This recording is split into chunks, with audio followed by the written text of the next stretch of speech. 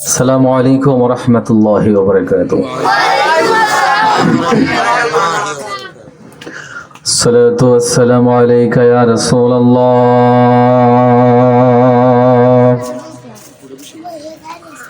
الصلاة والسلام عليك يا حبيب الله. الصلاة والسلام عليك يا شفيع المذنبين. الصلاة والسلام عليك يا رحمة للعالمين. সবাই পড়ুন রাহমাতাল লিল আলামিন। জবান খুলে পড়ুন রাহমাতাল লিল আলহামদুলিল্লাহি রাব্বিল আলামিন। খালিকিস সামাওয়াতি ওয়াল আরদি ওয়া আনতা মাওলানা ফানসুরনা আলাল কওমিল কাফিরিন। نشهد أن لا إله إلا الله وحده لا شريك له، ونشهد أن سيدنا وسندنا وحبيبنا ومولانا محمدا عبده ورسوله الذي أرسله بالحق بشيرا ونذيرا وداعيا إلى الله بإذنه وسراجا منيرا। সকলে আওয়াজ দিয়ে মহব্বতে বলুন না সুবহানাল্লাহ, আর মায়া সুরে বলুন আল্লাহু আকবার। সকলে জবান খুলে আমার সাথে সাথে মধুর আওয়াজ দিয়ে পড়ো না আউযু বিল্লাহি মিনাশ শাইতানির বিসমিল্লাহির রহমানির রহিম। ইয়া আইয়ুহাল্লাযীনা আমানু তাকুল্লাহ ওয়াবতাগু ইলাইহিল ওয়াসিলা। ক্বালান নাবিয়্যু সাল্লাল্লাহু আলাইহি ওয়াসাল্লাম আদিবু আওলাদাকুম আলা সালাসি খিসাল হুব্বি নাবিয়িকুম وحب أهل بيته وقراءة القرآن. وقال تعالى في شان حبيبه ومخبرا وآمرا إن الله وملائكته يصلون على النبي يا أيها الذين آمنوا صلوا عليه وسلموا تسليما اللهم صل على زبان খুলে سيدنا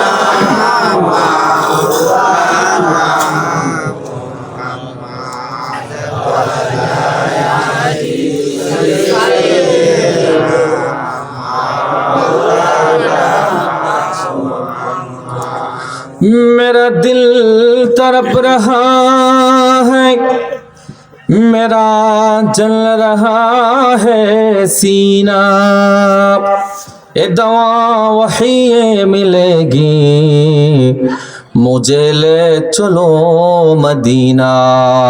अल्लाहुम्मा प्राण खोले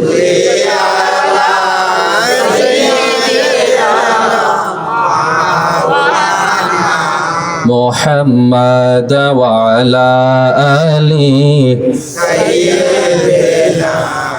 مولانا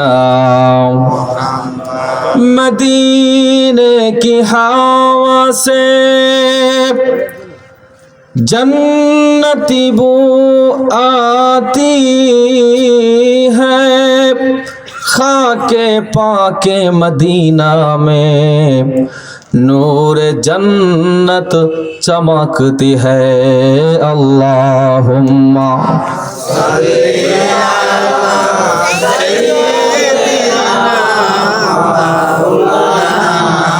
मुहम्मद वअला आलि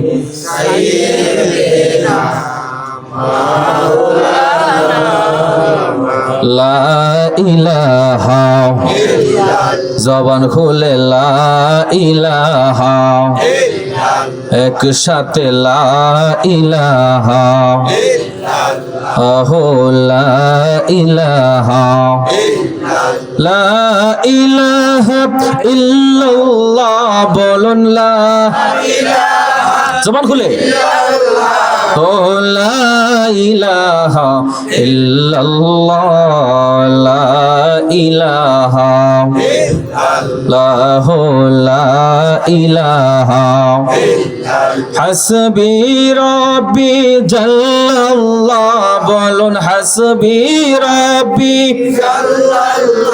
अहम फी क़ल्बी गैरुल्लाह नूर मुहम्मद सल्लल्लाहु ला इलाहा इल्लल्लाह ला इलाहा इल्लल्लाह ला इलाहा দুই নয়নে দেখতে পারলে তোমায় দুই নয়নে দেখতে পারলে দূর হবে মনের জ্বালা লা ইলাহা মাশাআল্লাহ লা ইলাহা মারহাবা লা ইলাহা লা ইলাহা ইল্লাল্লাহ বলুন লা ইলাহা ইল্লাল্লাহ ও লা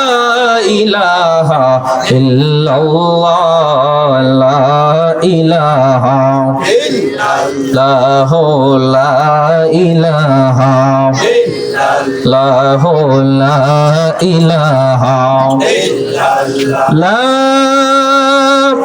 ইলাহা ইল্লাল্লাহ মুহাম্মাদুর রাসূলুল্লাহ সাল্লাল্লাহু আলাইহি ওয়াসাল্লাম আল্লাহ আল্লাহ আল্লাহ সবাই জিকির করেন আল্লাহ আল্লাহ আল্লাহ আল্লাহ আল্লাহ আল্লাহ হো আল্লাহ রে মন আল্লাহ কর জপনা আল্লাহ আল্লাহ আল্লাহ আল্লাহ আল্লাহর নামটি না জপিলে দিল তো জিন্দা হইবে না আল্লাহ ও আল্লাহ রে মন আল্লাহ কর জপনা আল্লাহ আল্লাহ আল্লাহ আসমান জমিন গ্রহ তারা সবুজ গাছের কচি পাতা আসমান জমিন গ্রহ তারা সবুজ গাছের কচি পাতা জিকিরে লাইসে মাতা জিকিরে লাইসে মাতা নয়ন খুইলা দেখো না আল্লাহ আল্লাহ আল্লাহ আল্লাহ আল্লাহ ও আল্লাহ রে মন আল্লাহ কর জপনা আল্লাহ আল্লাহ আল্লাহ লা ইলাহা ইল্লাল্লাহু মুহাম্মাদুর রাসূলুল্লাহ সাল্লাল্লাহু আলাইহি ওয়াসাল্লাম। সকলে আওয়াজ দিয়ে মহব্বতে বলেন সুবহানাল্লাহ। পিছনের বাইরা বলেন না, সবাই মহব্বতে বলেন আল্লাহু আকবার। আর জোরে কোন আল্লাহু আকবার। উপস্থিত রসুলপুর টুকেরগাঁও নুরানিয়া হাফিজিয়া মাদ্রাসা তাহিরপুর সুনামগঞ্জের উদ্যোগে 12তম বার্ষিক ইসলামী মহাসম্মেলনী আজকের এই মুহতি মাহফিলের সভাপতিত্ব করছেন জনাব হাজি মতিউর রহমান সাহেব, সাবেক সভাপতি অত্র মাদ্রাসা। সভাপতিত্ব করছেন জনাব মোহাম্মদ খুরশিদ মিয়া সাহেব, সভাপতি অত্র মাদ্রাসা। প্রধান অতিথি তাহিরপুরের গর্ব গুলজারে মদিনা ওয়েলফেয়ার ট্রাস্ট ও সোসাইটির সম্মানিত চেয়ারম্যান পীরে তরিকত হযরতুল আল্লাম কারি মাওলানা শেখ নূর মোহাম্মদ বুরহান আল কাদরি সাহাব, খলিফা সিরাজনগর দরবার শরীফ শ্রীমঙ্গল। বারাকাল্লাহু ফি হায়াতিহি ওয়া ইলমিহি ওয়া আওলাদিহি ওয়া মালিহি। সবাই পড়ুন আমিন। আমিন। প্রধান আকর্ষণ বর্তমান সময়ের আলোচিত বক্তা, সমুদ্র কণ্ঠের অধিকারী, হবিগঞ্জের গৌরব হযরত মাওলানা কারি মুফতি সাদিকুর রহমান সিরাজি সাহেব, হবিগঞ্জ। বিশেষ আকর্ষণ আমার পূর্বে যিনি আপনাকে অত্যন্ত সুললিত কণ্ঠে বয়ান শুনিয়েছেন, আশিক রাসূল কুকিল কণ্ঠস্বর গুলজারে মদিনা ওয়েলফেয়ার ট্রাস্ট ও সোসাইটির ভাইস চেয়ারম্যান কারি মাওলানা মুফতি আব্দুল হান্নান বয়াতি সাহেব, মুহতামি মাত্র মাদ্রাসা। আমার বন্ধু মানুষ, দামাত বারাকাতুহুমুল আলিয়া। সকলে পড়ুন আমিন। আমন্ত্রিত উলামায়ে কেরামের মধ্যে রয়েছে কারি মাওলানা নুরুল আমিন নোমান সাহেব, টুকেরগাঁও জামে মসজিদ, হযরত মাওলানা খুরশিদ আলম সুবহানি সাহেব, গোলকপুর, হাফেজ কারি ফয়জুন্নুর রহমান সাহেব, ইমাম ও খতিব মিয়ারচর পুরানহাটি জামে মসজিদ। মাহফিল পরিচালনায় হাফেজ কারি মুহিবুর রহমান সাহেব ও মৌলভী নজরুল ইসলাম সাহেব। পুষ্টার সৌজন্য করেছেন মা বাবা রুহের মাগফিরাত কামনায় মোহাম্মদ শাকিল মিয়া, রসুলপুর ইতালি প্রবাসী। আমন্ত্রিত উলামায়ে কেরাম, আমার ডানে বামে বসা আছেন মুরব্বিনে আজম, আমার সম্মুখপানে বসা আছেন মুরব্বিনে আজম, কলিজার টুকরা যুবক ভাইয়েরা, স্নেহ ছোট্ট সোনামণিরা, পর্দা নিশিন অবলা সবলা মা এবং বোনেরা, আসুন আমরা সবাই আল্লাহ পাকের দরবারে কাইমত শুকর আদায় করছি যে আল্লাহ পাক আমাকে আপনাকে আজকের মুহতি মাহফিলি আসার বসার সুবর্ণ সুযোগ টুকুন দান করেছেন। সেই মহান মালিকের দরবারে কালিমাত শুকর আদায় করছি। সবাই পড়ি আলহামদুলিল্লাহ। আরো জোরে পড়ুন আলহামদুলিল্লাহ।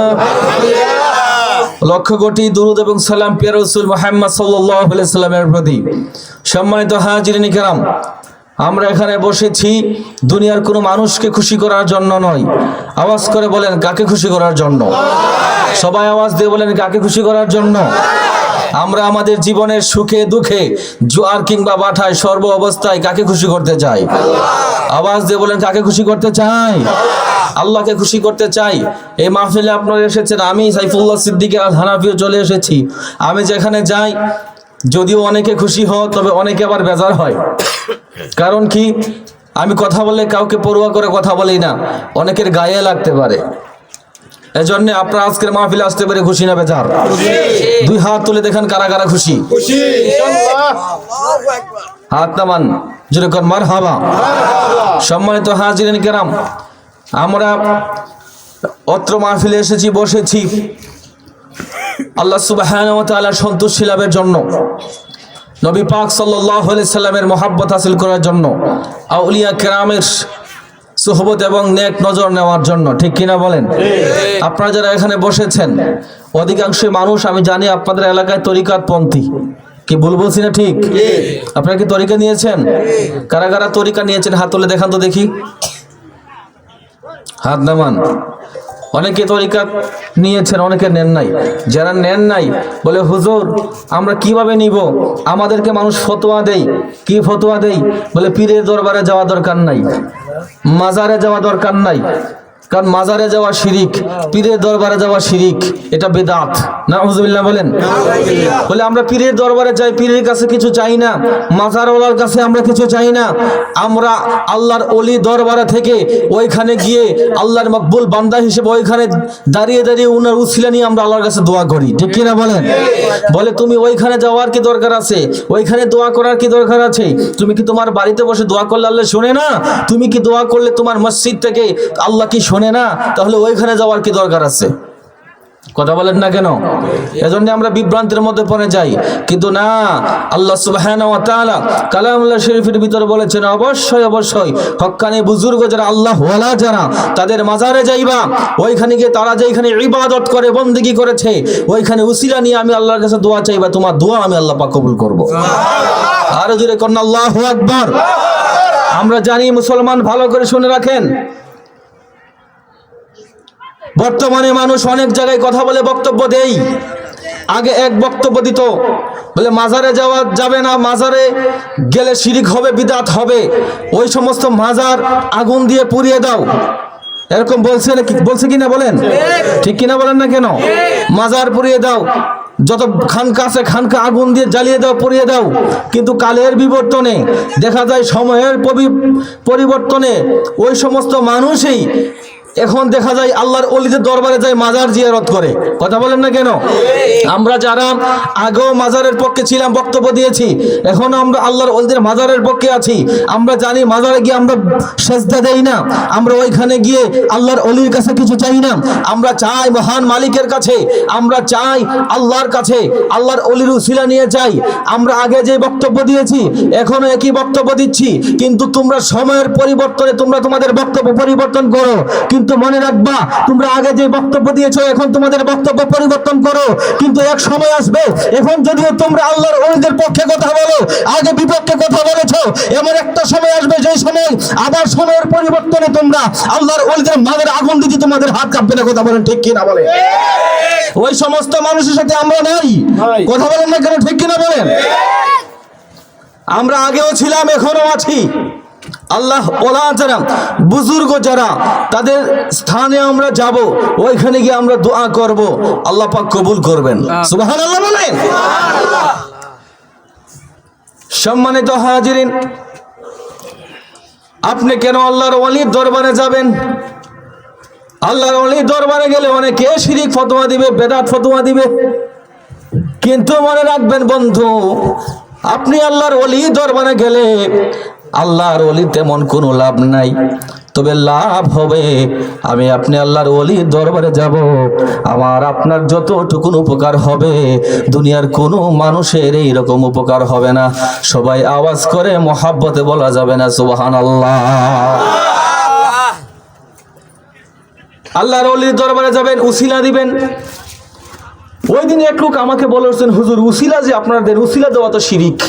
নাউজুবিল্লাহ বলেন। উসিলা দেওয়া শিরিক, উসিলা দেওয়া বৈধ নয়, কোরআন হাদিসে এই উসিলার কোনো দলিল নাই। নাউজুবিল্লাহ বলেন।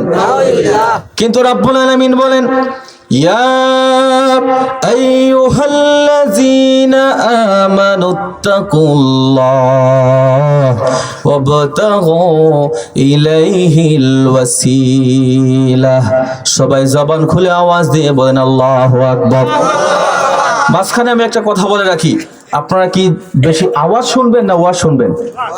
কথা বলেন না সবাই। আপনারা কি খুব বেশি আওয়াজ শুনবেন না ওয়াজ শুনবেন? যদি ওয়াজ শুনতে চান, যদি ওয়াজ ভালো করে বুঝতে চান, তাহলে মনোযোগ সহকারে বুঝতে হবে। আমি আপনাদেরকে এমন ভাবে বুঝাবো, আপনি যদি মনোযোগ সহকারে আমার দিলের সাথে যদি আপনার দিলের কান লাগিয়ে বুঝতে পারেন, শুনতে পারেন, তাহলে আজকে বুঝে যাবেন যারা বলে ওলির দরবারে যাওয়া দরকার নাই, যারা বলে মাজারে যাওয়া দরকার নাই, যারা বলে উসিলা দেওয়া দরকার নাই, এগুলো হারাম আর শিরিক। আপনি আজকে এই বক্তব্য থেকে পরিষ্কার হয়ে যাবেন যে না, আল্লাহর ওলিদের দরবারে যাওয়া, মাজারে যাওয়া, শাহজালালের মাজারে যাওয়া, শাহপরানের মাজারে যাওয়া, আল্লাহর ওলিদের দরবারে যাওয়া, এটা আমার আল্লাহ পাকের নির্দেশ। আর জোরে কোন আল্লাহু আকবার বলে। সম্মানিত হাজিরিন, আল্লাহ রাব্বুল আলামিন বলেন, ওহে তোমরা যারা ঈমান এনেছো, তোমরা আমি আল্লাহকে ভয় করো, আর আমি আল্লাহকে যদি তোমরা ভয় করো, ভালো করে শুনে রাখবা, তোমরা ঈমান আনয়ন করার পর আমি আল্লাহকে ভয় করবে। আর আমি আল্লাহকে ভয় করার সাথে সাথে ওয়াবতাগু ইলাইহিল ওয়াসিলা, আমি আল্লাহ পর্যন্ত পৌঁছার জন্য, আমি আল্লাহর মহাব্বতের বান্দা হওয়ার জন্য, আমি আল্লাহ পাকের প্রিয় বান্দা হওয়ার জন্য তোমাদেরকে একটা মাধ্যম দিয়ে দিলাম। ওই মাধ্যমটার নাম হচ্ছে উসিলা। কোন সুবহানাল্লাহ। উসিলা দিয়ে তোমরা আমি আল্লাহর কাছে পৌঁছায় যাও। সুবহানাল্লাহ বলবেন না? কারণ অনেক মানুষ আছে দোয়া করলে দোয়া কবুল হয় না। অনেকে ডাক দিয়া বলেন, হুজুর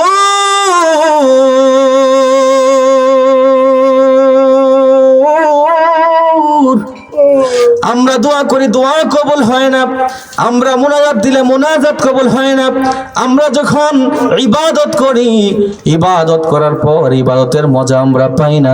রাব্বুল আলামিন বলেন, তোমরা যারা দোয়া করো, তোমরা যারা ইবাদত করো, মুনাজাত দাও, তোমাদের মুনাজাত করলে ভালো লাগে না, ইবাদত করলে কবুল হয় না, তোমাদেরকে রাব্বুল আলামিন আমি একটা সাজেশন দিয়ে দিলাম।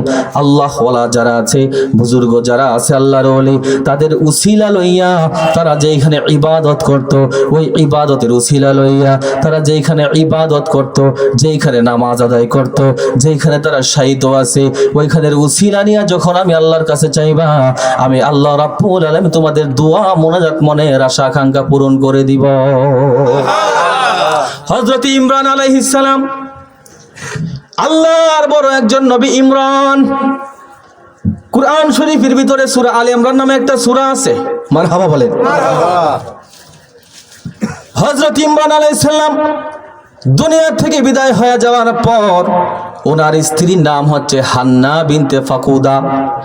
হযরত হান্না বিনতে ফাকুদা মনে মনে নিয়ত করলেন, আয় রাব্বুল আলামিন, আমার তো দুনিয়ার জমিনে আমার স্বামী নাই, তবে আমার গর্ভে তো একটা সন্তান যদি বোঝা যাচ্ছে আছে, তবে আমার এই সন্তান যদি আমার গর্ভ থেকে হয়, তাহলে এই সন্তানকে মুসলমানদের প্রথম কিবলা বাইতুল মুকাদ্দাসের খাদেম হিসেবে আমি আমার সন্তানকে নিয়ত করলাম, মান্নত করলাম, তোমার ঘর বাইতুল মুকাদ্দাসের খাদিম আমি বানাবো। আমি আমার সন্তানকে তোমার ঘরের খাদেম বানাবো, এই নিয়ত করলেন। কিন্তু কিছুদিন যাওয়ার পর দেখা গেল হযরত ইমরান আলাইহিস সালামের স্ত্রীর গর্ভ থেকে, হান্না বিনতে ফাকুদা রাদিয়াল্লাহু তাআলা আনহুর গর্ভ থেকে, আলাইহিস সালামের গর্ভ থেকে ছেলে সন্তান আসে নাই, তিনি একজন কন্যা সন্তানের জন্ম দিয়েছে। সুবহানাল্লাহ বলবেন না? তিনি ডাক দিয়া বলেন, মালিক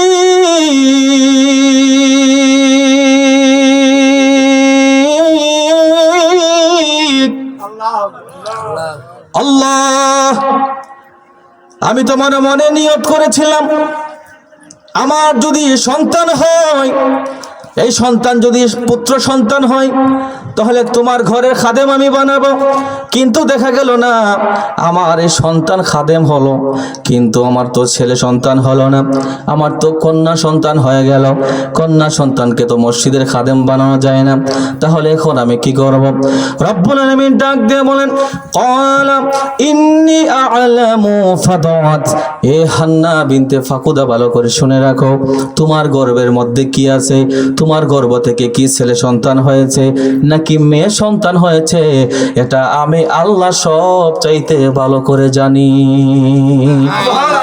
বলেন, সন্তান দেওয়ার মালিক কে? জবান খুলে বলেন, সন্তান দেওয়ার মালিক কে? সন্তান না দেওয়ার মালিক কে? আমার মহান মালিক আল্লাহ।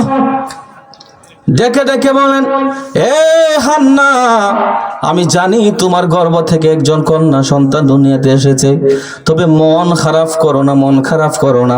এই সন্তান যদি পুত্র সন্তান হইতো তুমি খুশি হইতা, আমার ঘরের খাদেম তুমি বানাইতা, কিন্তু কন্যা সন্তান হওয়ার কারণে তুমি মন খারাপ করে বসে থাকবা না। তার কারণটা হলো, এই কন্যা সন্তান অন্যান্য সচরাচর অন্যান্য পুরুষ লোকের চাইতো আমি আল্লাহ রাব্বুল আলামিনের কাছে তার অনেক দাম হয়েছে। মন খারাপ করার কোনো কারণ নাই, তোমার এই কন্যা সন্তান অন্যান্য পুরুষের চাইতে আমি আল্লাহর কাছে মর্যাদাবান বেশি। আরো জোরে কন্যা সুবহানাল্লাহ। ডাক দিয়া বলেন, আমার তো স্বামী দুনিয়ায় নাই, তাহলে আমার এই কন্যার লালন পালন করার দায়িত্ব নিবে কে? রব্বুল আলামিন কালামুল্লাহ শরীফের ভিতরে হযরত ইমরান আলাইহিস সালামের স্ত্রী যে কন্যা সন্তান জন্ম দিয়েছেন, প্রসব করেছেন, ওর নাম অন্য কিছু না, সেই মহিলা অন্য কেহ না, তিনি হচ্ছেন ঈসা নবীর মা হযরতে মরিয়ম। কোন সুবহানাল্লাহ। ঈসা নবীর মা মরিয়ম আলাইহিস সালাম জন্মগ্রহণ করেছে। তাফসীরের ভিতরে এসেছে আল্লাহ সুবহানাহু ওয়া তাআলা নিজে এই কন্যার নাম রেখেছেন মরিয়ম। আরেকটা তাফসীরের ভিতরে এসেছে হযরতে ইমরান আলাইহিস সালামের স্ত্রী হান্না বিনতে ফাকুদা, তিনি নিজে নাম রেখেছেন মরিয়ম। সুবহানাল্লাহ বলেন। তিনি মনে মনে ভাবলেন, আমার এই সন্তান কন্যা সন্তানের দায়িত্ব কে নিবে? তার তো বাবা দুনিয়ায় নাই। তাড়াতাড়ি করে ওই সময় মসজিদে মুসলমানের প্রথম কেবলা মসজিদে আকসা বাইতুল মুকাদ্দাস, এটা ফিলিস্তিন অবস্থিত। এই মসজিদে আকসার যিনি ইমাম ছিলেন তিনি ছিলেন মুতাল্লি, তিনি ছিলেন আল্লাহর একজন পয়গাম্বর, নাম হচ্ছে হযরত জাকারিয়া আলাইহিস সালাম। জাকারিয়া নবী হযরত মরিয়ম আলাইহিস সালামের আপন খালু ছিল। সুবহানাল্লাহ বলেন। এই ভাই, এই কি হয়েছে ভাই? আচ্ছা আচ্ছা ঠিক আছে, আপনাদের কি মনোযোগ আছে? আপনারা যদি মনোযোগ সহকারে না বসেন তাহলে কিন্তু এই বিষয়টা আপনারা বুঝবেন না। আপনার কি বোঝার দরকার আছে না? আমি আগেই বলেছি ওয়াজ শুনবেন, আওয়াজ শুনবেন। ওয়াজ তো শুনতে রাজি আছেন নাকি? আমার পরবর্তী বক্তা মনে হয় হবিগঞ্জ থেকে আসবে, তিনি আইসা লারা সারা দিব, ওই সময় শুনবেন নাকি? তিনি মনে মনে ভাবলেন, হযরত জাকারিয়া আলাইহিস সালামের কাছে খবর পৌঁছে গেল। ডাক দেয়া বলতেছেন, নবী আমার এক কন্যা সন্তান জন্মগ্রহণ করেছেন, আপনি কি কন্যা সন্তানের দায়িত্ব নেবেন? আপনি কি কন্যা সন্তান বরণ পোষণের দায়িত্ব নেবেন? সুবহানাল্লাহ বলবেন না? জাকারিয়া নবীর যে কিতাব লিখতেন ওনার সাহাবী ছিল 40 জন। জোরে বলেন কয়জন? 40 জন। এক এক করে ডাক দিয়া বলেন, আপনি তো আল্লাহর নবী পয়গম্বর, জাকারিয়া নবী আপনার এত বড় দায়িত্ব, আপনি কন্যা সন্তানের লালন পালন করার দায়িত্ব নিতে পারবেন না, তাহলে আমাদেরকে আপনি দায়িত্ব দেন। যারা কিতাব লিখেন সাহাবী জাকারিয়া নবী, প্রথম জন এসে বলেন আমাদেরকে দায়িত্ব দেন, দ্বিতীয় জন এসে বলে আমাকে দায়িত্ব দেন, তৃতীয় জন এসে বলে আমাকে দায়িত্ব দেন। এইভাবে 40 জন বলতেছে এই মেয়েকে লালন পালন বরণ পোষণ করার দায়িত্ব আমরা নিলাম। জাকারিয়া নবী চিন্তার মধ্যে পড়ে গেল। আমার আল্লাহ কি ডাক দিয়া বলেন, মালিক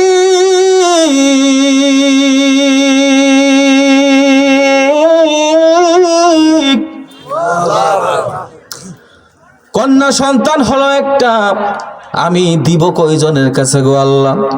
আল্লাহ তাআলার সাথে সাথে ওহী নাজিল করলেন, এ জাকারিয়া নবী তুমি শোনো, হযরতে মরিয়ম হচ্ছেন একজন, তোমার সাহাবী আছে 40 জন, তুমি কার কাছে দিবা? তুমি দ্বিধা দ্বন্দ্বের মধ্যে পড়ে গেলা, কিন্তু চিন্তার কোনো কারণ নাই, টেনশনের কোনো কারণ নাই। আমি আল্লাহ, আমি তো আহকামুল হাকিমিন, আমি তো সব কিছু দেখি, সব কিছু শুনি, চিন্তার কোনো কারণ নাই, তুমি চিন্তা করবে না। তোমার যে সাহাবীরা আছে কিতাব লিখিবদ্ধ করে লেখালেখি করে, তাদের যে কলম আছে 40টা কলম, এবং তুমি জাকারিয়া নবীর কলম 41টা কলম পানির মধ্যে ছেড়ে দাও। পানির মধ্যে ছেড়ে দেওয়ার পরে ওইখান থেকে যেই কলমটা, যার কলমটা পানির তলে যাবে না, যার কলমটা পানির উপরে ভেসে থাকবে, ওই লোকের কাছে এই মরিয়মের বরণ পোষণের দায়িত্ব আমি আল্লাহ দিয়ে দিব। 40 জনের কলম এবং জাকারিয়া নবীর কলম পানির মধ্যে ফেললেন। ঘটনাক্রমে দেখা গেল 40 জনের কলম পানির নিচে চলে গেল, হযরত জাকারিয়া নবীর কলম পানির উপরে ভেসে উঠছে।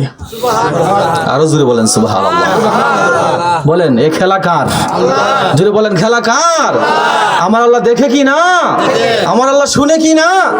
আমার আল্লাহ বুঝে কি না? ফাঁকে একটা কথা বলে রাখি, মনে রাখবেন, আকীদার মাসালা।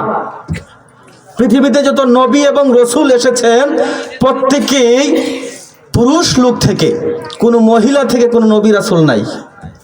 সুবহানাল্লাহ বলেন। কোন মহিলা থেকে কি নাই, কোন নবী রাসূল নেই, তবে মহিলাদের মধ্যে আল্লাহর ওলি আছে। সুবহানাল্লাহ বলেন। আর বড় করে বলেন না সুবহানাল্লাহ। হযরত জাকারিয়া নবী কি করলেন? মরিয়ম আলাইহিস সালামের বরণ পোষণ লালন পালনের দায়িত্ব নিলেন। দায়িত্ব নেওয়ার পর তিনি কি করলেন? এই মহিলাকে, এই মেয়েকে তো মসজিদের খাদেম বানানো যাবে না, মসজিদের ভিতরে জায়গা দেওয়া যায় না। তিনি কি করলেন? একটা আলাদা করে মেহরাব বানালেন। জাকারিয়া নবী মেহরাব বানালেন, একটা কক্ষ বানালেন, খানেকা বানালেন, যেখানে মারিয়াম আলাইহিস সালাম বসে বসে আল্লাহর ইবাদত করতেন, যেখানে দাঁড়িয়ে দাঁড়িয়ে মারিয়াম আলাইহিস সালাম আল্লাহর জিকির করতেন। সুবহানাল্লাহ বলবেন না? রহমানুর রহিম নাম তোমার আল্লাহ, ও আল্লাহ, ও আল্লাহ, জলিল জাব্বার নাম তোমার আল্লাহ, ও আল্লাহ, ও আল্লাহ। জোরে করুন আল্লাহু আকবার। হযরত জাকারিয়া নবী কি করলেন? মরিয়ম আলাইহিস সালামের জন্য একটা আলাদা মেহরাব বানালেন, যেখানে মরিয়ম আলাইহিস সালাম ইবাদত করে, বন্দেগী করে। দৈনিক 3 বেলা মরিয়মের জন্য খাবার দেন জাকারিয়া নবী। সকালবেলা, দুপুরবেলা, সন্ধ্যাবেলা। বাহির থেকে যেই ঘরের ভিতরে থাকেন, মরিয়ম আলাইহিস সালাম বাহির থেকে লক মেরে দিয়েছেন, তালা মেরে দিয়েছেন। তিনি ভাবলেন এই ঘরের ভিতরে যেন অন্য কোনো পুরুষ না ঢুকতে পারে।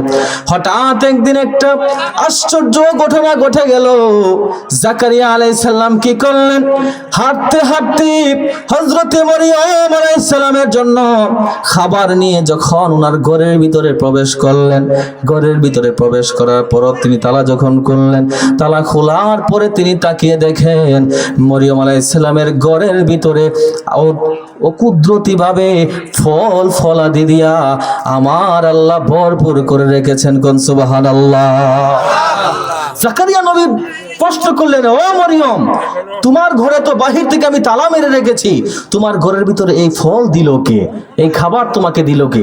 আমি ছাড়া তো এই ঘরের তালা কেউ খোলে না। তখন মরিয়ম আলাইহিস সালাম বলেন, খালু, এই সমস্ত খাবার আপনি দেন নাই, দুনিয়ার কোনো মানুষ দেয় নাই, এই সমস্ত খাবার দিয়েছেন একজন। জোরে বলেন তিনি কে? আরো জোরে বলেন তিনি কে? আমার প্রিয় ভাইয়েরা, জাকারিয়া আলাইহিস সালাম বুঝে গেলেন এই মহিলা তো সাধারণ কোন মহিলা না। এই মহিলার ঘরের ভিতরে এখন তো কাঁঠালের সময় নাই, কিন্তু কাঁঠাল করতে গিয়ে আসলো। সুবহানাল্লাহ বলবেন না? এখন তো আমের সময় নাই, কিন্তু আম কোথা থেকে আসলো? আল্লাহু আকবার বলবেন না? জাকারিয়া আলাইহিস সালাম বুঝে গেলেন মরিয়ম আলাইহিস সালামের ইবাদত আল্লাহর কাছে পছন্দ হয়েছে। মরিয়ম আলাইহিস সালামের ইবাদত আমার আল্লাহর কাছে পছন্দ হয়েছে। এই মহিলা আমার আল্লাহর কাছে বড় দামি। তিনি কি করলেন?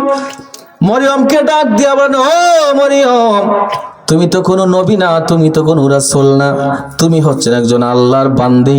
তুমি অবশ্যই অবশ্যই এমন ইবাদত করেছো, এমন বন্দেগী করেছো, ইবাদত বন্দেগীর কারণে রব্বুল আলামিন তোমাকে আল্লাহর ওলি হিসেবে কবুল করেছে।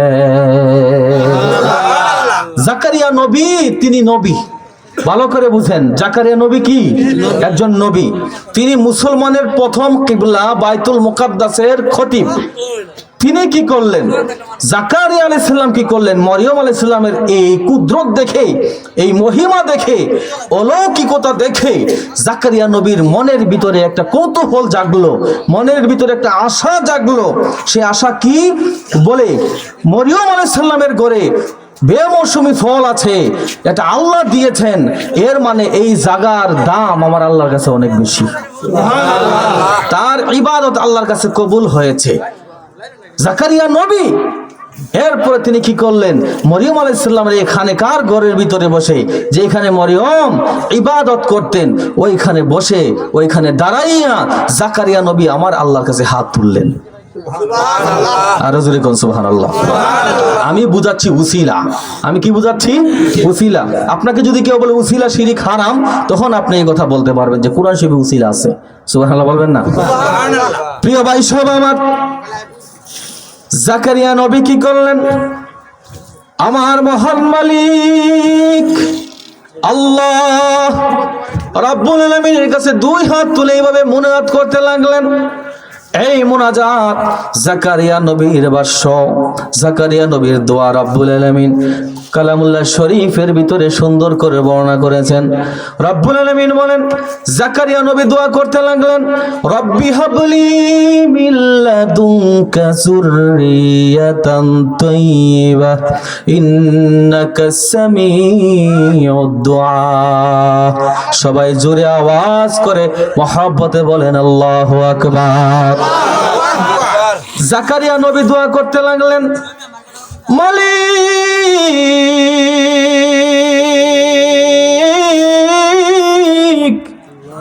আল্লাহ, আমি জাকারিয়া নবী স্ত্রী সে বন্দা, তার ঘরে কোনো সন্তান হয় না গো নবী। ও আল্লাহ, আমার স্ত্রীর ঘরে কোনো সন্তান হয় না, বৃদ্ধা হয়ে গেছে, চুলগুলা পেকে গেছে আমার স্ত্রীর চামড়া লুজ হয়ে গেছে। কিন্তু আমি জাকারিয়া নবীর মনের বিশ্বাস, মরিয়মের এই ঘরে বসে দাঁড়িয়ে যদি আমি তুমি মালিকের কাছে দোয়া করি, এই জায়গার উসিলা নিয়ে যদি দোয়া করি, তাহলে এই দোয়া তুমি মহান মালিকের কাছে কবুল হয়ে যাবে। জাকারিয়া নবী দোয়া করলেন, আল্লাহ হুনালিকা মারিয়াম, মরিয়মের এই ইবাদতের জায়গায় আমি জাকারিয়া নবী দোয়া করলাম তার ইবাদতের উসিলা লইয়া, এখানে কার উসিলা লইয়া আমি তুমি মালিককে দরবারে দোয়া করি, তুমি আমার স্ত্রীর ঘরে আমার বংশের জন্য একটা পুত্র পবিত্র সন্তান তুমি আমাকে দান করো। কোন সুবহানাল্লাহ। জাকারিয়া নবী তিনি একজন নবী, পয়গম্বর। জাকারিয়া নবী কি? তিনি একজন নবী। মুসলমানের প্রথম কিবলা বাইতুল মুকাদ্দাসের খতিব এবং মুতাআল্লি। তিনি যদি দোয়া করতেন, ওনার মসজিদে বসে, বাড়িতে বসে, আল্লাহকে দোয়া কবুল করতেন না? কথা বলেন না কেন? দোয়া কবুল করতেন কিনা? কথা বলেন, দোয়া কবুল করতেন কিনা? কিন্তু তিনি তো ওনার নিজের জন্য, প্রত্যেক নবীর স্পেশাল দোয়া আছে, দোয়া করতে কম দেরি, কবুল হতে দেরি নাই। কিন্তু জাকারিয়া নবী তিনি কি করলেন? উনার এই স্পেশাল দোয়া করলেন না, তিনি মসজিদের ভিতরে বসে দোয়া করলেন না, তিনি উনার ঘরের ভিতরে বসে দোয়া করলেন না, তাহাজ্জুদ পড়ে দোয়া করলেন না, হযরত মারিয়াম আলাইহিস সালামের খানেকাতে বসে, যেইখানে মরিয়ম ইবাদত করতেন, বন্দেগী করতেন, ওইখানে বসে দাঁড়িয়ে তিনি দোয়া করলেন, হায় আল্লাহ, আমি নবী হতে পারি, কিন্তু আমি জানি মারিয়াম একজন আল্লাহর ওলি। এই জায়গাতে বসে মরিয়ম ইবাদত করে, দাঁড়িয়ে সালাত আদায় করে, এই মারিয়ামের খানকা তুমি আল্লাহর কাছে পৌত পবিত্র দামি, এই জায়গার উসিলা নিয়ে আমি দোয়া করি, আমি জাকারিয়ার নবীর দোয়া তুমি আল্লাহ কবুল করো। জায়গার উসিলা দিলেন জাকারিয়া নবী, তিনি একজন নবী। এরপরে তিনি দোয়া করলেন না। রব্বুল আলামিন ডাক দিয়া বলেন, ও জিবরাইল, আমার জাকারিয়া নবীর কাছে যাও, যাইয়া তাড়াতাড়ি করে জাকারিয়া নবীকে শুভ সংবাদ দাও। বলে, কি শুভ সংবাদ দিব? বলে, আমার জাকারিয়া মরিয়মের ঘরের ভিতরে বসে ওইখানে দাঁড়াইয়া যে দোয়া করেছে, জাকারিয়া নবীকে যাইয়া তুমি শুভ সংবাদ দিয়া দাও, জাকারিয়া নবী দোয়া আমি রব্বুল আলামিন কবুল করেছি। সংবাদ দাও, আমি তার বংশের ভিতরে প্রদীপ দিব, এক সন্তান, তার স্ত্রী বৃদ্ধা হতে পারে, বয়স 90+ হতে পারে, এরপর তার স্ত্রীর ঘরে আমি সন্তান দিব, এর আগে সন্তান নাই। মরিয়মের এই জায়গার স্থানের উসিলা নিয়ে দোয়া করেছে, জাকারিয়া নবীর দোয়া কবুল করে তার স্ত্রীর ঘরে আমি এক পুত্র সন্তান দিব, তার নাম আমি আল্লাহ রাখলাম ইয়াহইয়া। আর যদি কোন সুবহানাল্লাহ। উনি একজন নবী, এরপরে দোয়া করে নাই। কিন্তু মরিয়ম আলাইহিস সালাম নবী না, এরপরও তিনি তার এই দোয়া কবুল করেছেন। তার কারণ হলো আমার আল্লাহ একটা মরিয়ম আলাইহিস সালামের জায়গার উসিলা দিয়ে পৃথিবীতে যত মুনাফিক আসবে, যত বাতিল আকীদার মানুষ আসবে, বলবে আল্লাহর ওলিদের দরবারে যাওয়ার দরকার নাই, আল্লাহর ওলিদের দরবারে যাওয়ার কোনো প্রয়োজন নাই, ওইখানে যাওয়া শিরিক, ওইখানে যাওয়া হারাম, ওইখানে যাওয়া বিদআত, মাজারে যাওয়ার দরকার নাই, আল্লাহর ওলিদের বাড়িতে যাওয়ার দরকার নাই। রব্বুল আলামিন যুগের পর যুগ, যুগের পর যুগ, কিয়ামত হওয়ার আগ পর্যন্ত যত মানুষ আসবে ওলি বিদ্বেষী, তাদের এই প্রশ্নের, তাদের এই কথার জবাব আমার আল্লাহ দিয়ে বলেছেন, চিন্তা করো না, আল্লাহর ওলিদের দরবারে গিয়ে ওইখানে যদি যাও, ওইখানে গিয়ে জায়গার উসিলা দিয়ে দোয়া করলে আমি আল্লাহ পাক দোয়া কবুল করি। এটা হচ্ছে উসিলা। এটা কি উসিলা? জায়গার উসিলা দেওয়া কোরআনে আছে।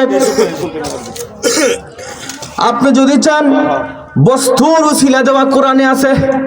বস্তু কি? পোশাক। পোশাকের উসিলাও দেওয়া যায়। সুবহানাল্লাহ বলেন। হযরতে ইয়াকুব আলাইহিস সালাম, ওনার যত সন্তান ছিল, ইয়াকুব নবীর সন্তান, হযরত ইয়াকুব নবীর 10 ছেলে, হযরত ইউসুফ আলাইহিস সালাম ছিল সাথে।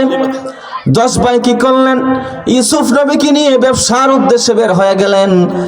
যেতে যেতে যেতে যেতে সন্ধ্যা যখন গড়িয়ে আসলো, বাড়ির মধ্যে চলে আসলো। 10 ভাই এসে ইয়াকুব নবীকে ডাক দিয়া বলেন, ও আমাদের কলিজার টুকরা বাবা, আপনার যে ইউসুফ ছিল, ইউসুফকে তো বাঘে খেয়ে ফেলেছে। নাউজুবিল্লাহ বলেন। 10 ভাই এসে বাড়িতে বলতেছেন, বাবা আপনার যে ইউসুফ, আমাদের ভাই বাঘে খেয়ে ফেলেছে। ইয়াকুব নবী বলতেছেন, না, আমার ইউসুফকে তো বাঘে খাই নাই। সুবহানাল্লাহ বলবেন না? বলতেছে না, বাঘে খেয়ে ফেলেছে। আসলে বাঘে খাই নাই। আপনারা অনেকে ঘটনা জানেন। ঘটনা বলার উদ্দেশ্য আমার না, আমার উদ্দেশ্য হচ্ছে উসিলা, এটা বুঝানো। মারহাবা বলেন। কি মনোযোগ আছে? কোরআন দ্বারা প্রমাণ, জায়গার উসিলা দেওয়া জায়েজ আছে না নাই? কথা বলেন, আছে না নাই? বলে না, তার ইবাদত কবুল হয়েছে। ইউসুফ আলাইহিস সালামের ডাক আমার আল্লাহ কবুল করেছেন। বলতেছেন, না, আমার ইউসুফকে বাঘে খাই নাই, কিন্তু তারা বলেছে বাঘে খেয়েছে, মিথ্যা বলেছে। ইউসুফ আলাইহিস সালামকে কূপের ভিতরে ফেলে দিল। কূপ থেকে একটা ব্যবসায়ী কাফেলা ইউসুফ নবীকে নিয়ে মিশরের বাজারে বিক্রি করলো। মিশরের যে বাদশা ছিল, বাদশার যে উজির ছিল, তিনি ইউসুফকে কি করলেন, বাজার থেকে ক্রয় করে নিয়ে ওই রাজা বাদশার বাড়িতে নিয়ে গেল। ওইখানে ইউসুফ বড় হলেন। ইউসুফ আলাইহিস সালাম ওইখানে বড় হওয়ার পরে ইউসুফ নবী কি করলেন, ওই রাজ দরবারে মন্ত্রীর দায়িত্ব পেল, খাদ্য মন্ত্রীর দায়িত্ব পেয়েছে। মারহাবা বলেন না? মিশরের ইউসুফ নবী যখন খাদ্যমন্ত্রী হলেন, ওই এলাকার মানুষের দুর্ভিক্ষ দেখা গেল। মানুষের মধ্যে কোনো খাবার নাই, এলাকার ভিতরে দুর্ভিক্ষ দেখা গেল। আমাদের এলাকার ভিতরে বন্যা হলে মানুষের দুর্ভিক্ষ দেখা দেয়, অন্যান্য এলাকা থেকে ত্রাণ মানুষে বিতরণ করে। মিশরের জমিনে মানুষদেরকে সরকারি তহবিল থেকে ত্রাণ বিতরণ করা হচ্ছে। ইয়াকুব নবী ডেকে বলেন, ও আমার সন্তানেরা, তোমরা যাও তাড়াতাড়ি করে মিশরের আজিজের কাছে যাও, যাইয়া ওইখান থেকে তোমরা ত্রাণ নিয়ে আসো। 10 ভাই কি করলেন, বাবা ইয়াকুব নবীর কথা শুনে মিশরের বাদশার কাছে চলে গেলেন। ওইখানে যাইয়া বলেন, আমরা অমুক জেলা থেকে এসেছি, অমুক জায়গা থেকে এসেছি, আপনি কি করেন, আমাদের সবাইকে আপনি ত্রাণ দেন। ইউসুফ আলাইহিস সালাম কি করলেন, 10 ভাইকে একত্রে দেখে তিনি চিনে ফেলেছেন। সুবহানাল্লাহ বলেন। 10 ভাই একত্রে বিভিন্ন আলামত দেখে ইউসুফ নবী চিনে ফেলেছে, এই তারা যে ইউসুফ নবীর 10 ভাই। সুবহানাল্লাহ বলেন। কিন্তু 10 ভাই ইউসুফ নবীকে চিনতে পারে নাই। তারা ভাবছে কূপের ভিতরে ফেলে দিয়েছে, মরে মনে পচে গলে গেছে। কিন্তু ইউসুফ নবী মরে নাই। ইউসুফ নবী ছিল ছোট্ট, কিন্তু উনাকে তারা চিনতে পারে নাই। সুবহানাল্লাহ বলবেন না? ইউসুফ নবী কি করলেন, খাওয়া দাওয়া দিয়ে বিদায় করলেন, ত্রাণ দিলেন। 10 ভাই চলে যাচ্ছে। যাওয়ার সময় ডাক দিয়া বলেন, আপনারা যদি আবার এইখানে আসেন, এই রাজ দরবারে আসেন, তাহলে আপনাদেরকে আরো বেশি করে ত্রাণ দেওয়া হবে। সুবহানাল্লাহ বলবেন না? 10 ভাই কি করলেন, বাড়ির মধ্যে চলে গেলেন। বাড়ির মধ্যে যাইয়া ইয়াকুব নবীর কাছে যখন ত্রাণ দিলেন, ইয়াকুব নবী ডাক দিয়া বলেন, হে আমার সন্তানেরা শোনো, হে আমার সন্তানেরা শোনো,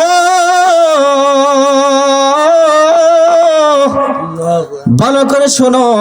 তোমরা যখন ওইখানে ত্রাণ আনার জন্য গেলাম, তারা তোমাদের সাথে কিরকম ব্যবহার করেছে? বলে বাবা আমাদের সাথে ভালো ব্যবহার করেছে, আমাদেরকে এই ত্রাণ সমূহ দিয়েছে, তবে আমরা যদি আবার যাই, আবার যাওয়ার পরে আমাদেরকে নাকি আরো বেশি ত্রাণ দেবে। ইয়াকুব নবী ডেকে বলেন তাহলে তো কোনো সমস্যা নাই, তোমরা যাও তাড়াতাড়ি করে।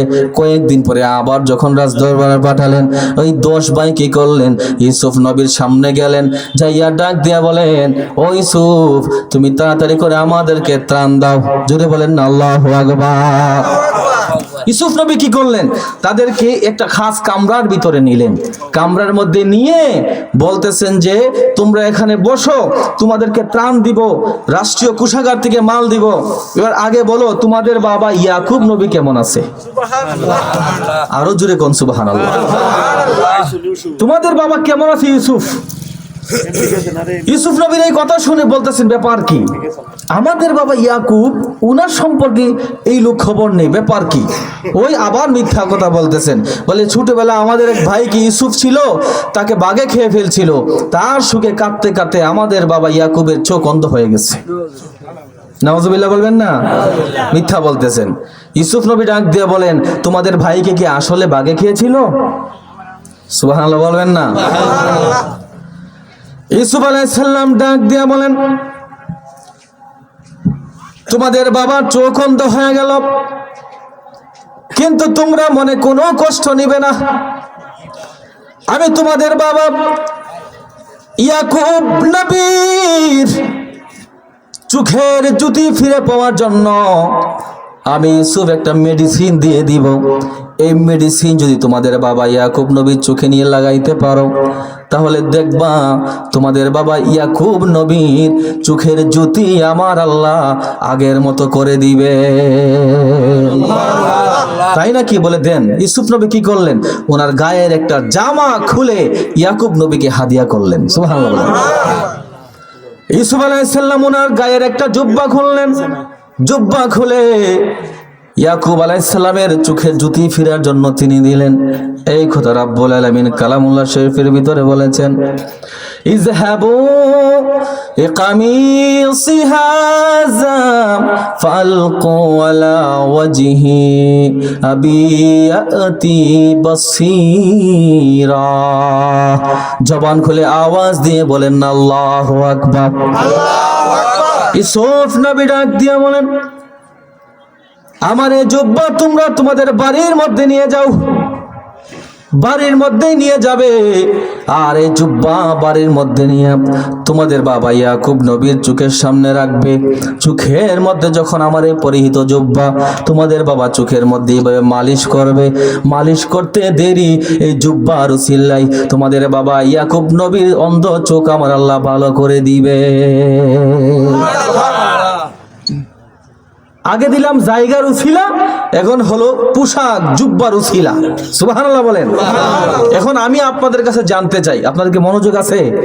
আচ্ছা, ইয়াকুব নবী তিনি একজন নবী, বলেন চোখ ভালো করার ক্ষমতা কার? আল্লাহর। বলেন চোখ ভালো করার ক্ষমতা কার? আল্লাহর। আল্লাহ কি ইচ্ছা করলে ইয়াকুব নবী চোখ সাথে সাথে ভালো করতে পারতেন না? তিনি যদি দোয়া করতেন আল্লাহকে ভালো করে দিতেন না? কিন্তু কেন দোয়া করলেন না? তিনি কেন আল্লাহর কাছ থেকে চাইলেন আমার চোখ ভালো করে দাও? ইয়াকুব নবীর চোখ আল্লাহ কেন আগে ভালো করলেন না? ইউসুফ আলাইহিস সালামের পরিহিত জুব্বা কেন লাগবে? সুবহানাল্লাহ বলবেন না। এটা হচ্ছে উসিলা। এটা কি উসিলা? 10 ভাই কি করলেন, ইউসুফ আলাইহিস সালামের জুব্বা নিয়ে বাড়ির মধ্যে গমন করলেন। বাড়ির মধ্যে যাওয়ার পর ইয়াকুব আলাইহিস সালাম ওনার হাতের মধ্যে নিয়ে যখন ইউসুফ নবীর জুব্বা দিলেন, জুব্বা দেওয়ার পর ইয়াকুব আলাইহিস সালাম যখন জুব্বা হাতের মধ্যে নিলেন, হাতের মধ্যে নেওয়ার পরে ইউসুফ নবী সাল্লাল্লাহু আলাইহিস সালামের ইউসুফ নবীর জুব্বা থেকে ইয়াকুব নবী কি করলেন, হাতের মধ্যে নেওয়ার সাথে সাথে এই জুব্বা থেকে ইউসুফ নবীর শরীরে সুঘ্রাণ শুনতে পাইলেন। ডাক দিয়ে বলছেন সন্তানেরা, তোমরা না বলছিলে আমার ইউসুফকে বাঘে খেয়ে ফেলেছিল, কই এই জুব্বাতে তো আমার সন্তান ইউসুফের শরীরে ঘ্রাণ করতেছে। আরো জোরে কন্যা সুবহানাল্লাহ। বলেন বাবা আমরা তো ভুল করে ফেলেছি, আমরা তো অন্যায় করে ফেলেছি, আপনার ইউসুফ তো বেঁচে আছে, আমরা তো ভুল করে ফেলেছি, আমরা গুনাহ করে ফেলেছি। সুবহানাল্লাহ বলবেন না? বলেন, ইউসুফ নবী যে আছে আমার আল্লাহ এই জন্যই ইয়াকুব নবী চোখের জুতি দেন নাই। তার কারণ হলো পোশাকের উসিলা, হক্কানি আউলিয়া কেরামের ব্যবহৃত পোশাকের উসিলাই, বুজুর্গানের দ্বীনের পোশাকের উসিলায়ও আমার আল্লাহ বান্দাদের মনের আশা, বিভিন্ন রোগ ব্যাধি আল্লাহ পাক শিফা করে দেন।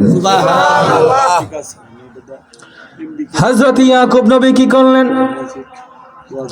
ইউসুফ আলাইহিস সালামের পরিহিত জুব্বা হাতের মধ্যে নিলেন। হাতের মধ্যে নিয়া ইউসুফ নবীর শরীরের সুঘ্রাণ যখন তিনি শুনতে পেলেন, তাড়াতাড়ি করে মহব্বত করে ইউসুফ নবী জুব্বা কি করলেন? চোখের মধ্যে মালিশ করলেন। চোখের মধ্যে ইউসুফ নবীর পরিহিত পোশাক জুব্বা চোখের মধ্যে ইয়াকুব নবী লাগাইতে দেরি হলো।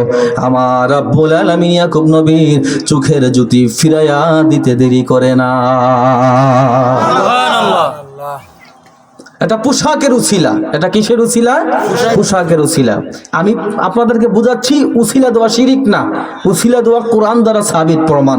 মারহাবা বলেন। আপনারা যারা বসে আছেন, আমি যে কথা বলতেছি কোরআন থেকে বলতেছি, সরাসরি কোরআন থেকে বলতেছি, সরাসরি হাদিস থেকে বলতেছি। আমি কোনো বানোয়াট কথা বলতেছি কি ভাই? আমি কোনো বানোয়াট কথা বলতেছি? আমার বিশ্বাস আপনারা যারা এখানে বসে আছেন তারা আল্লাহর কোরআনের মহব্বতে বসে আছেন, ঠিক কিনা বলেন? এখানে আপনারা যারা বসে আছেন লাফ দেওয়ার জন্য বসেন নাই, আপনারা এখানে যারা বসে আছেন সারি গান শোনার জন্য বসেন নাই, আপনারা কোরআনের মহব্বতে, কোরআনের আলোচনা, ওয়াজ নসিহত শোনার জন্য বসেছেন, ঠিক কিনা বলেন? ইয়াকুব আলাইহিস সালাম কি করলেন? চোখের জ্যোতি ফিরে পেলেন। মনে রাখবেন এখানে আরেকটা কথা, এই দুই চোখকে আরবিতে বলা হয় আইনুন। আর চোখের যে পাওয়ার, যেটাতে আমরা দেখি, ওই জ্যোতিকে বলা হয় বাসিরাত। এজন্য ইয়াকুব নবীর চোখ ছিল কিন্তু ভিতরে দৃষ্টি শক্তি ছিল না।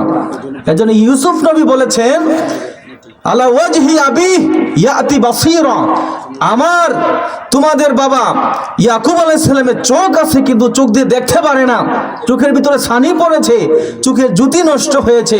আমার এই পোশাক দিলে ইয়াকুব নবী চোখের জ্যোতি ফিরে পাবে। সুবহানাল্লাহ। আরো জোরে কোন সুবহানাল্লাহ। ও দয়াল নবী গো, আমার মন কান্দে যাইতে মদিনা। বলেন, ও দয়াল নবী গো, আমার মন কান্দে যাইতে মদিনা। কেমনে যাব মদিনাতে, কেমনে যাব মদিনাতে, রাস্তা মোদের বলো না, আমার মন কান্দে যাইতে মদিনা। বলেন, ও দয়াল নবী গো, আমার মন কান্দে যাইতে মদিনায়। হাজি গনে হজ করিয়া যাই রে মদিনায়, আমার নবী পাকের রওজা দেখে মিটাই যন্ত্রণা। সুবহানাল্লাহ বলবেন না?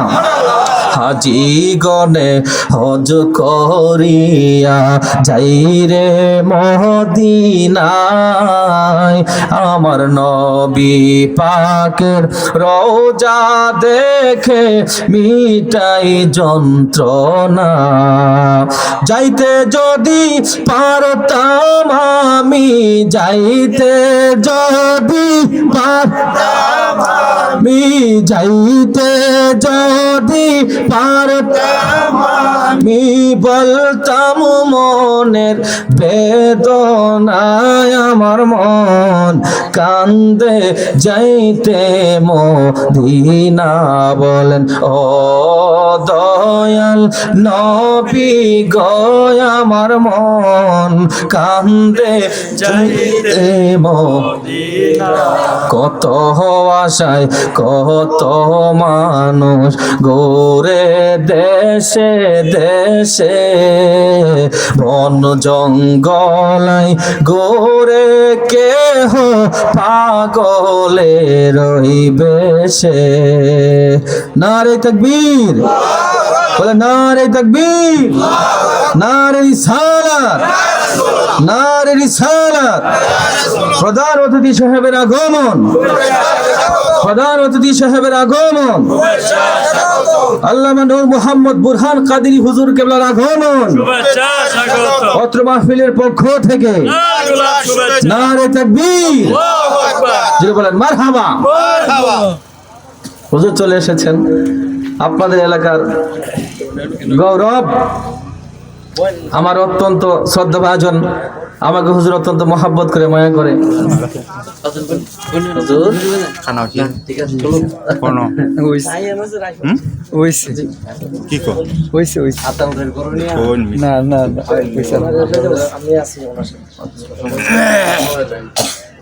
হুজুর এসেছেন, আপনারা খুশি তো নাকি? খুশি তো? আলহামদুলিল্লাহ বলেন। বসেন, আমার সাথে বলেন, ও দয়াল নবী গো আমার মন কান্দে যাইতে মদিনায়, কেমনে যাব মদিনাতে, কেমনে যাব মদিনাতে, কেমনে যাব মদিনাতে, রাস্তা মুদের বল না আমার মন কান্দে যাইতে মদিনায়, কত আশায় কত মানুষ গোরে দেশে দেশে, বন জঙ্গলাই ঘুরে কেহ পাগলে রইবে সে। বলেন না ইয়া রাসূলুল্লাহ, প্রেমের হাওয়া লাগে যাহার, প্রেমের হাওয়া লাগে যাহার, ঘরে থাকতে পারে না আমার মন কান্দে যাইতে মদিনা। বলেন ও দয়াল নবী আমার মন কান্দে যাইতে মদিনা, কেমনে যাব মদিনাতে, কেমনে যাব মদিনাতে, স্বপ্নে এসে বলো না আমার মন কান্দে যাইতে মদিনা। জুড়ে বলেন না আল্লাহু আকবার। সম্মানিত হাজিরিন, স্থানের উসিলা দেওয়া কোরআন দ্বারা বৈধ, বস্তু পোশাকের উসিলা দেওয়া কোরআন দ্বারা বৈধ। মারহাবা বলেন। কিন্তু আপনাদেরকে যারা বলবো উসিলা দেওয়া জায়েজ নাই, শিরিক আর বেদাত, মাজারে দেওয়া শিরিক আর বেদাত, এই কথা বললে এখন কি আপনারা মানবেন? এখন আমাদের কাছে কোরআন হাদিস থেকে দলিল আছে না নাই? আছে। সহিহ মুসলিমের ভিতরে হাদিস, আয়েশা সিদ্দিকা রাদিয়াল্লাহু তাআলা আনহা থেকে বর্ণিত, তিনি বলেন ক্বালাত, এই মদিনার বুকে অনেক মানুষ ছিল যাদের মাথার মধ্যে ব্যথা হলে আমার কাছে আসতো, যাদের পেটের মধ্যে ব্যথা হলে আমার কাছে আসতো, যারা ডায়রিয়া রোগে আক্রান্ত হলে আমি আয়েশার কাছে আসতো। তখন নবীজি দুনিয়াতে নাই, ওফাত হয়ে গেছেন। তাদেরকে আমি কি করতাম? তাদের জন্য আমি আয়েশার ঘরে একটা হাসপাতাল আমি খুলেছিলাম। সুবহানাল্লাহ বলেন। বলে কি হাসপাতাল খুলেছেন? উম্মুল জননী ডাক দিয়া বলেন, পৃথিবীর মানুষেরা শোনো,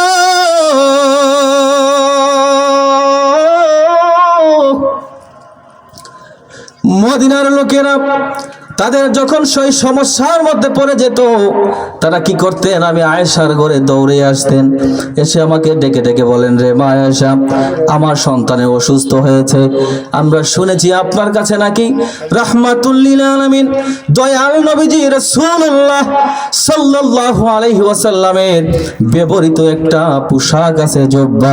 এই জুব্বাটা ভিজাইয়া ভিজাইয়া আমাদের সন্তানকে আপনি পানি খাওয়াইয়া দেন, পান করিয়ে দেন। এই জুব্বার উসিলায় জুব্বা ভিজে পানি পান করে দিলে আমাদের সন্তানের অসুখ বিসুখ গুলো আমার আল্লাহ ভালো করে দিবে। এটা হচ্ছেন পোশাক, বস্ত্র উসিলা। সুবহানাল্লাহ বলেন না? হাদিসের ভিতরে এসেছে কানান নবী সাল্লাল্লাহু আলাইহি ওয়াসাল্লাম ইয়ালবাসুহা, এটা ছিল আমার নবীজির ব্যবহৃত একটা পোশাক। আমার আপনার নবীজির ব্যবহৃত পোশাক পানির মধ্যে চুবিয়ে ভিজিয়ে ওই পানি মানুষদেরকে খাওয়াইলে আমার আল্লাহ নবীজির ব্যবহৃত পোশাকের উসিলায় তাদের রোগ সুখ আল্লাহ মোচন করে দিতেন। সুবহানাল্লাহ। এখানে আরেকটা চমৎকার কথা বলে, কি জায়গার উসিলা দেওয়া কোরআন থেকে পেলাম, বস্তুর উসিলা কোরআন হাদিস থেকে পেলাম। এখন আল্লাহর ওলিদের যে একটা শক্তি আছে, আল্লাহর ওলিদের যে একটা পাওয়ার আছে, এই পাওয়ারটা আমরা অনেকে বিশ্বাস করতে চাই না। আসেনি? বলে শাহজালাল রহমতুল্লাহ আলাইহি তিনি জায়নামাজ বিছিয়ে সুরমা নদী পার হয়েছে, এটা তো তিনি পার হয় নাই, ওনার কোনো শক্তি নাই। এই জায়নামাজের গঠন এটা মিথ্যা, নাউজুবিল্লাহ বলেন না? কিন্তু তাদেরকে কোরআন থেকে দলিল দিবেন, বলে কোরআনের ভিতরে আছে আল্লাহ ওয়ালা যারা, আল্লাহর ওলি যারা, তাদেরকে আমার মহান মালিক এমন ক্ষমতা দিয়েছেন, এমন যোগ্যতা দিয়েছেন, এমন শক্তি দিয়েছেন, আল্লাহর ওলিরা যদি চায় মুহূর্তের মধ্যে নদী সাগর এপার থেকে ওপার হওয়া সম্ভব হয়ে যায়। কোরআনের ভিতরে একজন নবী হযরত সুলাইমান আলাইহিস সালাম, নাম শুনছেন না আপনারা? কথা কি বুঝতেছেন আপনারা? আমি বুঝাচ্ছি উসিলা। আমি কি বুঝাচ্ছি? উসিলা। সুলাইমান নবী তিনি একজন নবী এবং তিনি ওই সময় বাইতুল মুকাদ্দাসের ইমাম ছিলেন। তিনি যখন তার সিংহাসন চালাচ্ছেন, আমরা জানি সুলাইমান নবী তিনি দুনিয়ারও বাদশাহী করেছেন এবং মাছ, পশু পাখি এবং কি বাতাস পর্যন্ত, মানুষ জাতি, জিন জাতি, তাদেরও বাদশাহী করেছেন। সুবহানাল্লাহ বলেন। ওনার রাজ্যে একটা পাখি ছিল হুদহুদ, এই পাখি উড়ে বেড়াতো, চতুর্দিকে উড়ে উড়ে বেড়াতো। এই পাখি এসে একদিন খবর দিলেন, সুলাইমান নবী, আপনি যে এখানে বসবাস করেন, আপনার রাজ্য, আপনার এই রাজ্যের ভিতরে আরেকটা সাম্রাজ্য আছে, আরেকটা এলাকা আছে, যেই এলাকার নাম ইয়ামেনের শহর সাবা। সেই সাবা এলাকার ভিতরে আরেকজন রানী আছে, তার নাম হচ্ছে রানী বিলকিস। সে তো আপনার যেই উলুহিয়ত, আপনি যে রুবুবিয়তের স্লোগান দেন, মানুষদেরকে দাওয়াত দেন, এই দাওয়াত তো সে মানে না। সেই হুদহুদ পাখি এসে সুলাইমান নবীর কাছে অভিযোগ করলেন। মারহাবা বলেন না? সুলাইমান নবী ডাক দিয়া বলেন, রানী বিলকিস কি করে? বলে আল্লাহ নবী রাসূল বিশ্বাস করে না। বলে তাহলে সে কিসের পূজা করে? বলে সূর্যের পূজা করে।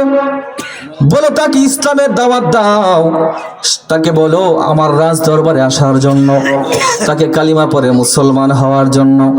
হুদহুদ পাখি কি করলেন? তৈরি হয়ে গেলেন যাওয়ার জন্য, চিঠি নিয়ে যাওয়ার জন্য। সুলাইমান নবী ডেকে বলেন, আমার এই সালিশের ভিতরে তোমরা যারা আছো, তোমাদের কাছে আমি একটা প্রশ্ন রাখতে চাই। বলে কি? তোমাদের মধ্যে এমন কি কেউ আছো যে নাকি কি করতে পারবা? রানী বিলকিস আমার এই ঘরের ভিতরে, রাজ্যের ভিতরে প্রবেশ করার আগেই রানী বিলকিস যে একটা সিংহাসনের মধ্যে বসে, সেই সিংহাসনটা রানী বিলকিস আমার বাড়িতে আসার আগেই রানী বিলকিসের সিংহাসনটা এনে আমার উপস্থিত করতে পারবা? সুবহানাল্লাহ বলবেন না? রানী বিলকিসের এই সিংহাসনটা কত বড় ছিল জানেন? রানী বিলকিসের যে সিংহাসনটা ছিল, এই সিংহাসনটা দৈর্ঘ্য 40 হাত, 80 হাত। দৈর্ঘ্য কত হাত? 80 হাত। এটার প্রস্থ 40 হাত, উচ্চতা ছিল 30 হাত। সুবহানাল্লাহ বলবেন না? তাফসীরের ভিতরে এসেছে রানী বিলকিস সিঁড়ি দিয়ে বেয়ে বেয়ে এই সিংহাসনের উপরে উঠতেন। সুবহানাল্লাহ বলবেন না? আচ্ছা বলেন, এত বড় সিংহাসন, এটাকে বলা হয়েছে কোরআন শরীফের ভিতরে আরশ। রানী বিলকিসে যে আরশের মধ্যে বসছেন, আরশের একটা অর্থ হচ্ছে সিংহাসন। এত বড় সিংহাসন আমার মতো 4-5 বেটা কি এটাকে তুলে আনতে পারবে? তো এখন বলবেন হুজুর, সুলাইমান নবী হচ্ছেন ফিলিস্তিন, মসজিদে আকসা, সেই মসজিদে আকসা থেকে ইয়ামেনের যে সাবা শহর যেখানে রানী বিলকিস থাকে, তার রাজ্য, তার দূরত্ব কতটুকু? যে রানী বিলকিস এখানে আসার আগে ওই সিংহাসন, এত বড় সিংহাসন নিয়ে আসবে। আপনি দেখবেন, গুগলে সার্চ দিলেও দেখবেন, এখানে লেখা আছে বাইতুল মুকাদ্দাস থেকে, ফিলিস্তিন থেকে ইয়ামেনের সাবা শহরের দূরত্ব প্রায় 3028 কিলোমিটার। সুবহানাল্লাহ বাড়িতে গিয়া কইেন, এত দূরত্বের রাস্তা, এত দূরত্ব, এত বড় জিনিস, এত বড় সিংহাসন, এটা কেমন করে আপনি আনবেন? আল্লাহু আকবার বলবেন না? তিনি কি করলেন? দেখে বলেন, তোমরা কে আছো? ওই মাজলিস থেকে একজন উঠে দাঁড়ালেন। তিনি দাঁড়িয়ে বলতেছেন, জিনদের মধ্য থেকে একজন দাঁড়ালেন, দাঁড়িয়ে বলতেছেন, হুজুর আমি পারবো। বলে, তুমি কত সময়ের ভিতরে রানী বিলকিসের এত বড় সিংহাসন তুমি আনতে পারবা? ডাক দিয়া বলেন, সুলাইমান নবী, আপনি হচ্ছেন আমাদের নবী এবং রাজা বাদশাহ।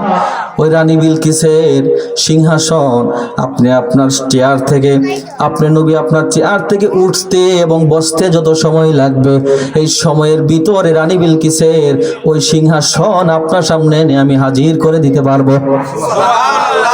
তিনি ছিলেন জিনদের মধ্য থেকে, তার নাম ছিল ইফরিত, জিনদের রাজা ছিলেন তিনি, বাদশাহ ছিলেন। সুলাইমান নবী বলতেছেন, হুজুর এখানে আসে, হুজুরকে কষ্ট দিচ্ছি, আমি আমার কথাটা শেষ করে দিচ্ছি। হুজুর, হুজুর তো আমাদের আকাবির, হুজুর তো আমাদের মাথার তাজ, হুজুরের নেক হায়াত আল্লাহ দারাজ করে, কোন আমিন। আপনাদেরই গর্বিত সন্তান। তিনি বলতেছেন, না, এত সময়ের ভিতরে হলে হবে না, আরো দ্রুত কে আনতে পারবা? সুবহানাল্লাহ বলেন। তবে জিনদের মধ্য থেকে হবে না, মানুষের মধ্য থেকে হতে হবে। সুবহানাল্লাহ বলবেন না? ওই যে আল্লাহর ওলিদের যে ক্ষমতা, আল্লাহর ওলিদের যে মর্যাদা, আল্লাহ রাব্বুল আলামিন এটা বুঝাচ্ছেন। ডাক দিয়ে বলতেছেন, একজন দাঁড়িয়ে গেলেন, দাঁড়িয়ে বলতেছেন, জনাব হুজুর চিন্তা করবেন না। বলে, কি? আপনি আপনার চোখের পলক মারতে যত সময় লাগবে, চোখের পাতি দিয়ে আবার খুলতে যত সময় লাগবে, এই সময়ের ভিতরে রানী বিলকিসের এত বড় সিংহাসন পলকের ভিতরে আপনার সামনে এনে আমি হাজির করে দিব। মুফাসসিরিন কিরাম উল্লেখ করেন, তাফসিরে কাবির খোলেন, তাফসিরে তাবারি খোলেন, তাফসিরে কুরতুবি খোলেন, 3টা তাফসিরের ভিতরে এসেছে, ওই যে লোকটা বলল, হুজুর আপনি বসা থেকে উঠতে যত সময় লাগবে এত সময় লাগবে না রানী বিলকিসের এত বড় সিংহাসন আনতে। আপনার চোখের পলক দিবেন, পলক দেওয়ার সাথে সাথে আপনি চোখ খুলে দেখবেন রানী বিলকিসের সিংহাসন আপনার সামনে হাজির হয়ে গেছেন। উলামায়ে কেরাম বলেন, সে অন্য কেহ না, সে হচ্ছে মানুষের মধ্য থেকে একজন আল্লাহর ওলি। কোন সুবহানাল্লাহ। এই আল্লাহর ওলির নাম এসেছে আসিফ বিন বারখিয়া। আসিফ বিন বারখিয়া তিনি কি করলেন? রানী বিলকিস আসার আগে চোখের পলকে রানী বিলকিসের সে সিংহাসনে উপস্থিত হাজির করে ফেলছেন। এত দূরত্বের রাস্তা চোখের পলকে এনেছেন, 3028 কিলোমিটার দূরত্ব। আবার অনেকে বলছেন 2250 কিলোমিটার দূরত্ব। আপনি যদি প্লেনে যান ফিলিস্তিন থেকে ইয়ামেনের সাবা শহরে, প্লেনে গেলে যদি 1000 গতিতে যদি আপনি কিলোমিটার গতিতে যদি প্লেন চালান সর্বোচ্চ গতি, তাহলে আপনার সময় লাগবে 3 ঘন্টা। কত ঘন্টা? 3 ঘন্টা। চিন্তা করছেন নি? আর যদি আপনি প্রাইভেট কোন গাড়ি দিয়ে যান নন স্টপ, তাহলে ওই গাড়ির সময় লাগবে ওইখানে যেতে, শুধু যেতে, ওইখানে যেতে সময় লাগবে। সুলাইমান নবী থেকে ওইখানে যেতে রানী বিলকিস পর্যন্ত যেতে সময় লাগবে। প্রাইভেট কারে গেলে, গাড়িয়ে গেলে আপনার 40 ঘন্টা। আরো জোরে কোন সুবহানাল্লাহ। বলতেছেন সময় লাগবে না বেশি, চোখের পলকে আল্লাহ আমাকে এই ক্ষমতা দিয়েছেন, আপনার সিংহাসন, ওর সিংহাসন আপনার সামনে আমি হাজির করে দিব। সুবহানাল্লাহ বিহামদিহি। এর জন্য বোঝা গেল কি, জায়গার উসিলা দেওয়া কোরআন দ্বারা সাবিত, বস্তুর উসিলা দেওয়া কোরআন হাদিস দ্বারা সাবিত। আরো অনেক প্রমাণ আছে।